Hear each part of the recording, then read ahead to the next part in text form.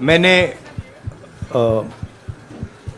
आप सब से काफ़ी बार बोला है कि हिंदुस्तान में लोकतंत्र पर आक्रमण हो रहा है और इसका हमको हर रोज़ नए नए उदाहरण मिल रहे हैं।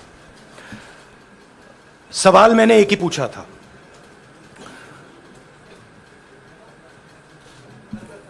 फाउंडेशन पे जाता हूं, अदानी जी की शेल कंपनीज हैं,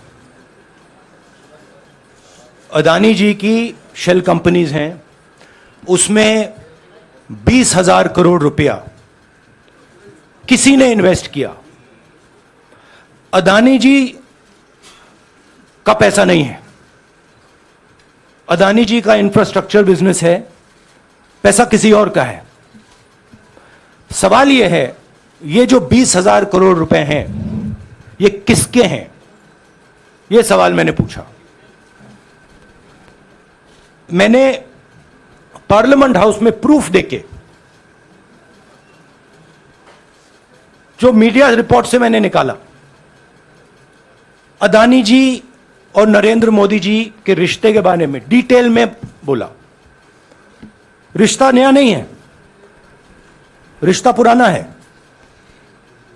जब नरेंद्र मोदी जी गुजरात के सीएम बने थे तब से रिश्ता है और उसके बहुत सारे पब्लिक प्रूफ्स हैं। हवाई जहाज में मैंने फोटो दिखाई, नरेंद्र मोदी जी बड़े कंफर्ट में बैठे हुए थे अपने दोस्त, अपने मित्र के साथ, पार्लियामेंट में मैंने दिखाई। यह सवाल मैंने पूछा। फिर मेरी स्पीच को एक्सपंज किया गया। मैंने स्पीकर को डिटेल चिट्ठी लिखी, पॉइंट बाय पॉइंट, कि मैंने कहा कि एयरपोर्ट्स अदानी जी को रूल बदल के दिए गए हैं, ये लीजिए रूल की कॉपी जिसको बदला गया है। चिट्ठी लिखी, कोई फर्क नहीं पड़ा। फिर मेरे बारे में मंत्रियों ने पार्लियामेंट में झूठ बोला कि मैंने विदेशी ताकतों से मदद मांगी। मैंने ऐसी कोई बात नहीं की है। मैंने कहा स्पीकर से, मैंने जाके कहा, स्पीकर सर, पार्लियामेंट का नियम है कि अगर किसी मेंबर पर कोई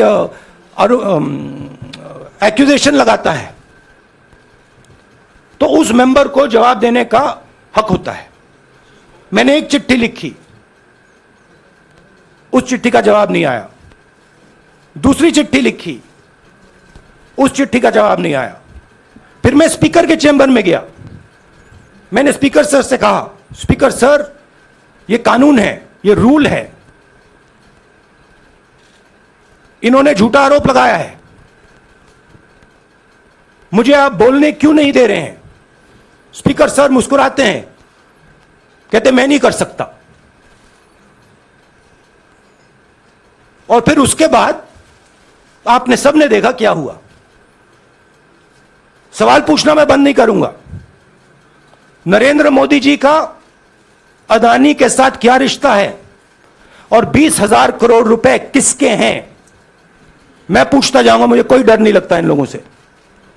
और अगर ये सोचें कि मुझे डिस्क्वालीफाई करके, धमका के, जेल में डाल के मुझे बंद कर सकते, नहीं, मेरी वो हिस्ट्री नहीं है।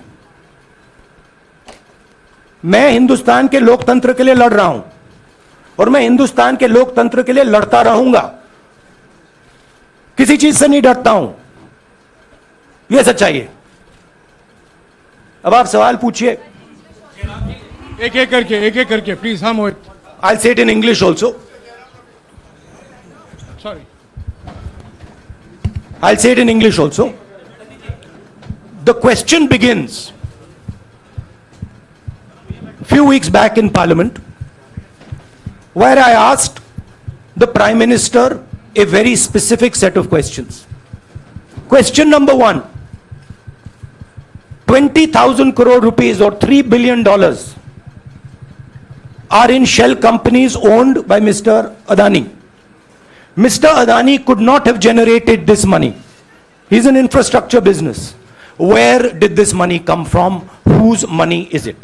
That was the first question. Whose shell companies are there? These companies are working in the defense field. Why does nobody know whose money this is? There is a Chinese national involved in this. Why is nobody asking the question, who is this Chinese national?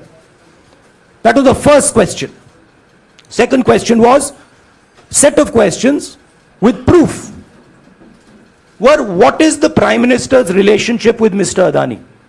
I showed a picture of the Prime Minister and Mr. Adani's plane relaxing. I gave documentation about the defense industry, about the airports, about statements made in Sri Lanka, about statements made in Bangladesh, pictures of Mr. Narendra Modi sitting with the State Bank chairman in Australia. And I put this proof on the table. Immediately after that, the BJP started its work. My speech was expunged. I wrote a letter to the Speaker with a detailed explanation on the defense industry, on the airports, with press clippings, supporting documents, legal documents, and said, this is the supporting foundation of my speech. I have not made this speech, I have not invented this.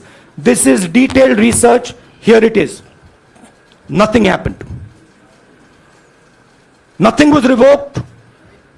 My speech today is not part of the record of Parliament. The same, by the way, was done with Mr. Kharge. After that, BJP ministers lied about me in Parliament. They made the statement to distract from the Adani issue. The whole game, disqualification, and all these statements are to distract from the central question, whose money is it? 20,000 crores, whose is it? Kiska hai ye? That's the main question. The whole thing is to distract. So, they said that I've asked foreign forces to help India. Most ridiculous statement. I have never made such a statement. You can look at all the conversations I had in the United Kingdom. Not one such statement was made. In fact, I said this is India's problem. India has to resolve this problem, right? A minister lies on the floor of the House. I wrote to the Speaker and I said, Speaker, sir, it is my right as a member of Parliament, when somebody makes an accusation, to state my position. Please let me state my position. The first letter is not answered. I then write a second letter with more details, saying the names and what was said. Still no answer. I then go to the Speaker's chamber and I say, Speaker, sir, what is going on? We live in a democracy. You are the defender of that democracy. Why are you not letting me make my statement? The Speaker smiles and says, I cannot do that. Come and have a cup of tea with me. Right? So this is the whole drama that is being orchestrated to defend the Prime Minister from the simple question, whose 20,000 crore rupees, whose $3 billion went to Mr. Adani shell companies? हाँ जी मोहित, एक minute, सबको मौका मिलेगा. राहुल जी, मोहित दुबे हूं मैं. मेरा सवाल यह है कि आप शहीदों. By the way, sorry, I just need to finish that. I left out a part. Look, I'm here defending the democratic voice of the Indian people. I will continue to do that. I'm not scared of these threats, of these disqualifications, of these allegations, of these prison sentences. I don't care. I'm not scared of them. Okay? These people don't understand me yet. I am not scared of them. They are used to everybody being scared of them. I am not scared of them. Right? And I will continue to ask the question, what is the Prime Minister's relationship with Mr. Adani? It is an old relationship. It is a relationship that began when he was Chief Minister of Gujarat. Mr. Adani constructed the idea of Resurgent Gujarat, organized all that. This is a partnership. It's a close partnership. I'm going to keep asking that question. Rahul ji, मैं मोहित दुबे हूं. मेरा सवाल यह है कि आप शहीदों के परिवार से आते हैं. आपकी दादी भी डिस्क्वालीफाई हुई, जनता के बीच गई, आप सत्ता में वापस आए। आज के दौर में राहुल गांधी भी डिस्क्वालीफाई हो गए हैं क्योंकि तमाम आपने इश्यूज को उठाया, चीन के इश्यूज को उठाया। क्या राहुल गांधी भी जनता के बीच में जाएंगे और वही वापसी फिर से करेंगे? राहुल गांधी भारत जोड़ो यात्रा में 4.5 महीने जनता के बीच में रहेंगे और वो मेरा काम है, वो मैं करता जाऊंगा। हाँ जी अनवर, अनवर आज के हिंदुस्तान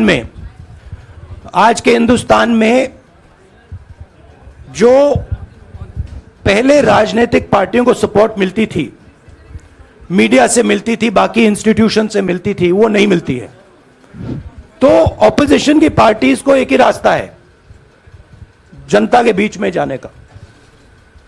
हाँ जी अनवर। सर, भारतीय जनता पार्टी ने आप पर ओबीसी समुदाय के अपमान का आरोप लगाया है, इस पर आप क्या जवाब देना चाहेंगे भारतीय जनता पार्टी को? मैं पिछले भारत जोड़ो यात्रा में आप मेरी कोई भी स्पीच देख लीजिए, मैं वहां कह रहा हूं सब समाज एक हैं, सबको एक साथ चलना चाहिए, भाईचारा होना चाहिए, नफरत नहीं होनी चाहिए, हिंसा नहीं होनी चाहिए। तो मेरी पोजीशन बिल्कुल क्लियर है। ये ओबीसी का मामला नहीं है, ये नरेंद्र मोदी जी और अदानी जी के रिश्ते का मामला है। 20,000 करोड़ रुपए जो अदानी जी को पता नहीं कहां से मिले, उसके बारे में मैं सवाल पूछ रहा हूं और उसका जवाब चाहिए। बीजेपी ध्यान को भड़काने की कोशिश करती है, कभी ओबीसी की बात करेगी, कभी विदेश की बात करेगी, कभी कुछ और बात करेगी, कभी डिस्क्वालिफिकेशन की बात करेगी, मगर सवाल यही है 20,000 करोड़ रुपए, $3 बिलियन किसका था? संजय मिश्रा। और वो अदानी का पैसा नहीं हो सकता। संजय मिश्रा।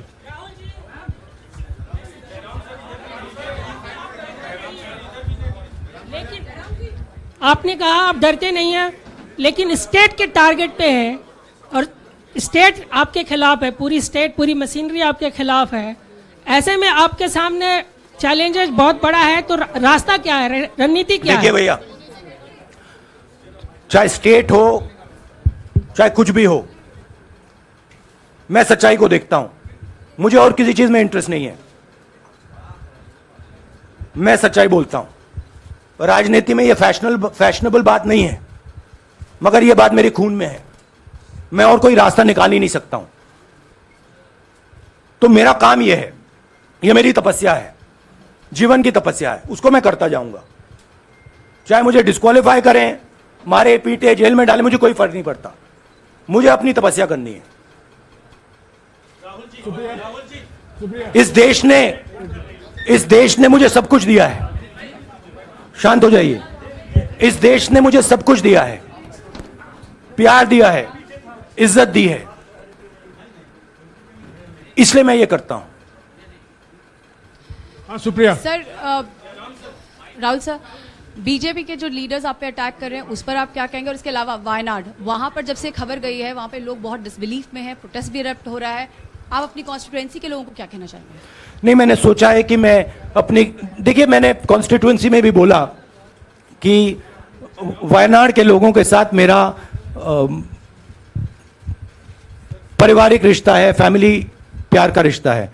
तो मैंने सोचा कि मैं वायनाड के लोगों के लिए अपनी एक चिट्ठी लिखूं उनके लिए कि मेरे दिल में उनके लिए क्या है, तो वो तो मैं रिजॉल्व कर दूंगा। उनका, देखिए बीजेपी के नेताओं का काम यही है, देखिए वो सब नरेंद्र मोदी जी से डरते हैं, कारण आप जानते हो। नरेंद्र मोदी जी ने कहा कि देखिए ध्यान हटाना है, वो सब जानते हैं अदानी जी और नरेंद्र मोदी जी का रिश्ता, सारे के सारे जानते हैं क्या रिश्ता है, सब जानते हैं, मगर डरते हैं। तो अगर नरेंद्र मोदी जी ने उनसे कहा कि भैया ध्यान उधर करो, ध्यान उधर करेंगे, मगर सवाल यही है 20,000 करोड़ रुपए किसका है? हाँ जैनेंद्र। जैनेंद्र। राहुल जी पूरी कांग्रेस पार्टी, सर पूरी कांग्रेस पार्टी ये कह रही है कि आप चाहे वो गुजरात की कोर्ट ने आपको सजा सुनाई या आपका निलंबन हुआ, ये सब कुछ केंद्र सरकार प्रधानमंत्री के इशारे पर हो रहा है, लेकिन बीजेपी कह रही है कि कानून ने अपना काम किया है। तो जो ये दलील है कि कानून ने आपको सजा दी है और उसी की वजह से आपका निलंबन भी हुआ है, इस पर आप क्या देखिए, कहेंगे कि आपको लगता है कि लीगल PM के मैटर इशारे है, पर ये हुआ है? लीगल मैटर है। मैं हिंदुस्तान के लीगल सिस्टम को रिस्पेक्ट करता हूं। मैं लीगल मैटर पे इस प्रेस कॉन्फ्रेंस में बात नहीं करना चाहता हूं। हाँ संजीव, अगर आपके लीगल सवाल होंगे तो आप हमारी लीगल टीम से पूछ लीजिए। Sanjeev 1 minute Sanjeev.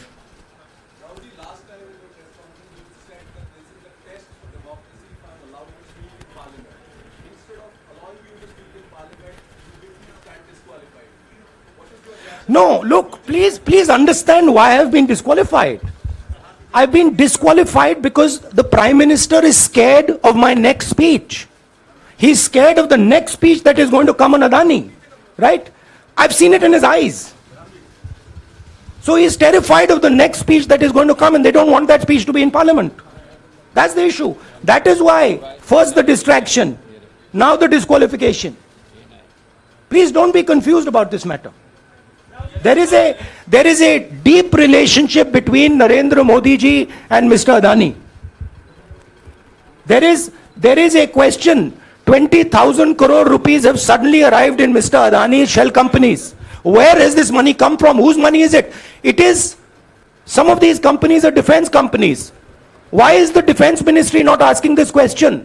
Why is the defense ministry not asking the question? But please explain to us, whose money is this that is being spent on our drone development, that is being spent on our missile development, that is being spent on our ordnance production? Why is the defense ministry not asking this question? हाँ मंजरी please, एक minute मंजरी। सदस्यता की रद्द हुई तो उसके बाद बहुत सारे ऐसे विपक्षी दल जो अभी तक कांग्रेस से दूरी बना के चलते थे वो भी आपके समर्थन में आए। तो आपको क्या लगता है अब वो समय आ गया है जब सारे विपक्ष को एकजुट हो जाना चाहिए? मैं उन सब विपक्षी दलों का धन्यवाद करता हूं कि उन्होंने इस बात में हमारी सपोर्ट की और हम सब मिलके काम करेंगे। रंजीता जिस बयान को लेकर आपको ये सजा सुनाई गई है, क्या आपको लगता है, आपको अफसोस है उस बयान को लेकर? क्या कहेंगे उस बयान पर? अब देखिए, अब ये लीगल डिस्कशन है, उस पे मैं टिप्पणी नहीं करना चाहता हूं क्योंकि ये कोर्ट में मामला है। मगर मैं जो भी सवाल उठाता हूं वो सोच समझ के उठाता हूं। हाँ जी नीरज। राहुल जी अभी कुछ ही दिन पहले लक्षद्वीप के सांसद मोहम्मद फैजल की सदस्यता गई थी और बाद में हाईकोर्ट ने स्टे कर दिया था। अभी उनकी मेंबरशिप रीइंस्टेट नहीं हुई है। देखिए, सुन लीजिए। हाँ। राहुल जी सुन लीजिए, अभी उनकी सदस्यता रीइंस्टेट नहीं है, लेकिन चुनाव आयोग ने चुनाव की घोषणा करने के बाद उसे रोक दिया था। अगर ऊपरी अदालत से आपको स्टे मिलता है तो आपको उम्मीद है कि लोकसभा स्पीकर भी आपकी सदस्यता को बहाल कर देंगे? मुझे उम्मीद में कोई इंटरेस्ट ही नहीं है। चाहे मुझे सदस्यता मिले ना मिले, मैं अपना काम करूंगा। अगर ये मुझे परमानेंटली डिस्क्वालीफाई कर दें तो भी मैं अपना काम करूंगा। अगर मुझे रीइंस्टेट कर दें तो भी मैं अपना काम करूंगा। मुझे कोई फर्क नहीं पड़ता मैं पार्लियामेंट के अंदर हूं या बाहर हूं, कहां हूं। मैंने आपसे कहा मुझे अपनी तपस्या करनी है, मैं उसको करके दिखाऊंगा। आपके लिए नहीं, अपने लिए। रवि एक मिनट रमन, हाँ। एक मिनट रमन।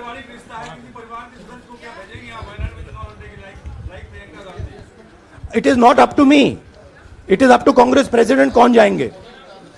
राहुल जी मेरा सवाल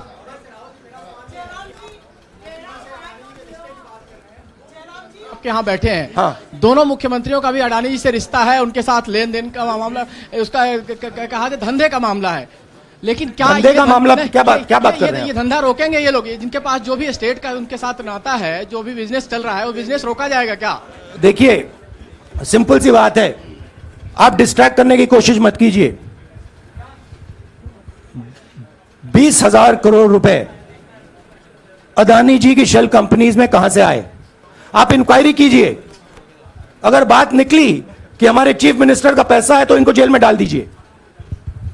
अगर बात निकली तो किसी और का पैसा है तो उसको जेल में डालिए। हाँ Siddharth sir. Rahul sir, please Rahul madam sir. 1 minute.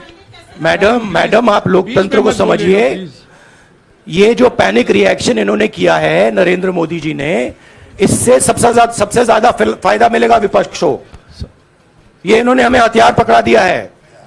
ये आप बात समझिए। ये मोदी जी पैनिक में आ गए कि बात निकल जाएगी, ये 20,000 करोड़ रुपए किसके हैं, डर गए, घबरा गए। इन्होंने पूरा सीक्वेंस शुरू कर दिया। ये विपक्ष को सबसे बड़ा इन्होंने हथियार दिया है। राहुल जी, क्योंकि जनता के माइंड में अब एक सवाल आ गया है कि जनता जानती है कि अदानी जी भ्रष्ट व्यक्ति है। अब जनता के माइंड में यह सवाल उठा है कि इस भ्रष्ट व्यक्ति को हिंदुस्तान का प्रधानमंत्री क्यों बचा रहा है। यह मतलब अब सब कुछ बीजेपी के लोग, नरेंद्र मोदी जी सब कुछ इस व्यक्ति को बचाने के लिए क्यों कर रहे हैं। दूसरा सवाल, बीजेपी के लोगों ने कहा कि अदानी पर आक्रमण देश पर आक्रमण है। मतलब इनके माइंड में देश अदानी है और अदानी देश है। बात समझिए। राहुल जी, हाँ, सिद्धार्थ। राहुल जी, मेरा सवाल आपसे ये सिद्धार्थ। है कि जब आप ये फैसला सामने आया, आपको मैक्सिमम पनिशमेंट जो है इसमें जो हो सकती है वो आपके लिए मुकर्रर की गई। इस बीच कई लोगों ने ये भी कहा, आपके पार्टी के भी एक सांसद ने कहा कि कम से कम जज को ये देखना चाहिए था कि सामने जो शख्स है वो एक गांधी परिवार से आता है। इस पर आप क्या कहेंगे, और आपको लगता है मैक्सिमम पनिशमेंट जो है आपके केस में, मैक्सिमम पनिशमेंट आपके लिए मुकर्रर की गई, क्या आपको इसके पीछे क्या कहना है आपका? वही मैंने कहा, अगर डिस्ट्रैक्शन करना है, मैक्सिमम पनिशमेंट की तो जरूरत है। मिनिमम पनिशमेंट से बात थोड़ी बनेगी। मैं तो सोच रहा था भैया 5 साल होते, 7 साल होते, 10 साल होते, वो भी मिल जाता। मुझे क्या फर्क पड़ रहा है। यार Rajdeep,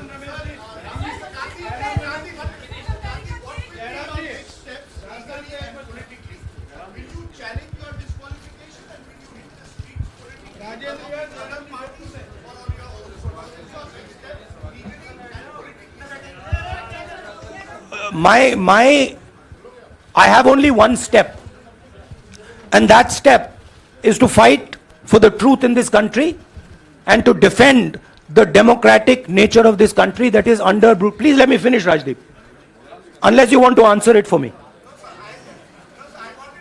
You do that also sometimes. Yeah. So my job, as I see it, is to defend the democratic nature of this country. And I will do whatever I have to do to defend the democratic nature of this country. What does that mean? That means defending the institutions of this country. That means defending the voice of the poor people of this country. That means telling the people of this country the truth about people like Mr. Adani, who are basically exploiting the relationship they have with the Prime Minister. yeah, Pallavi, please 1 second. Let's go. Look, Can I- see, these are legal matters. It makes me no difference. I told them, it makes me no difference if I'm disqualified, not qualified, whatever. It makes me no difference. Disqualify me for life.